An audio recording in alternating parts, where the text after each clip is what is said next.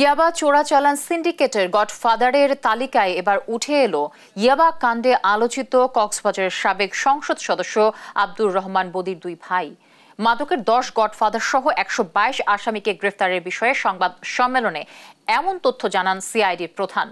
তবে বদির ইয়াবা চোরাচালানের বদির সংশ্লিষ্টতার বিষয়ে সাংবাদিকদের প্রশ্নের কৌশলে এড়িয়ে যান সিআইডির এই কর্মকর্তা। তিনি জানান, ইয়াবা চোরাচালানের সঙ্গে ঊর্ধ্বতন সরকারি কর্মকর্তাদের যোগসূত্র থাকারও প্রমাণ পেয়েছেন তারা। দর্শক, বিস্তারিত জানবো নিয়াজ মোর্শেদের রিপোর্টে।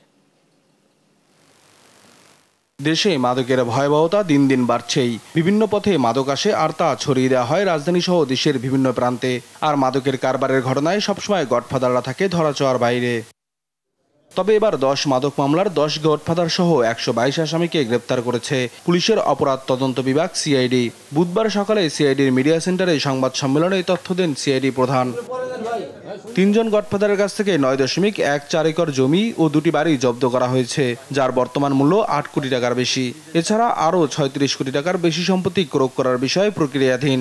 যে পরিমাণ সম্পত্তি ক্রয় করেছি, টোটাল সম্পত্তি হলো 9.14 একর জমি, 2টি বাড়ি, যার মূল্য হলো 8 কোটি 11 লক্ষ টাকা।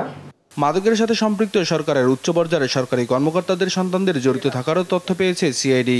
এই সমস্যাটা আমরা আজ বাংলাদেশে প্রায় ঘরেই দেখতে পাচ্ছি। অনেক হাই প্রোফাইলের লোক, সরকারের উচ্চ পর্যায়ের কর্মকর্তা, তাদের সন্তানরা নষ্ট হয়ে যাচ্ছে। এটা হতে দেওয়া যাবে না। ইয়াবা কাণ্ডে সারা দেশে আলোচনায় আসা সাবেক সংসদ সদস্য আব্দুর রহমান বদির সংশ্লিষ্টতার প্রমাণ মিলেছে কিনা জানতে চাইলেই প্রথমে স্বীকার করেন সিআইডি প্রধান। পরে অবশ্য তার দুই ভাইয়ের কথা স্বীকার করলেও বদির বিষয়ে কৌশলে এড়িয়ে যান। আপনাদের এই ইনভেস্টিগেশনে বদি কিংবা তার ভাইদের কোনো ধরনের সংশ্লিষ্টতা কি আপনারা পাননি? অবশ্যই আমরা যেটাই আমরা পাবো সেটাই আমরা নেব। যেমন তার অনুসারীও আছে এবং তার ভাইরাও আছে।